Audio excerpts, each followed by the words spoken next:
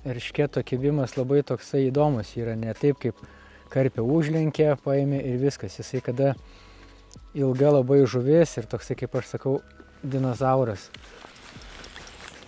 Tai atplaukęs į jaukinimo vietą, jis tenais plaukėja, sukiojasi nerangiai ilgas ir liečia jūsų valą. Vat ir, kaip matėt, galiukas visas pastoviai dirba.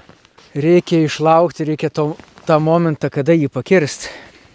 Jeigu kirsite, pamatę pirmuosius judesius galiuko ir bandysit iš karto kirsti, 90 procentų, kad bus tuščiai.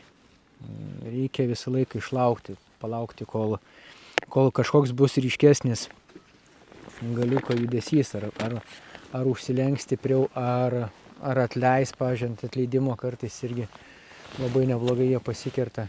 Tai žodžiu, nemažas darbas čia yra dar išlaukti, kada reikia kirsti.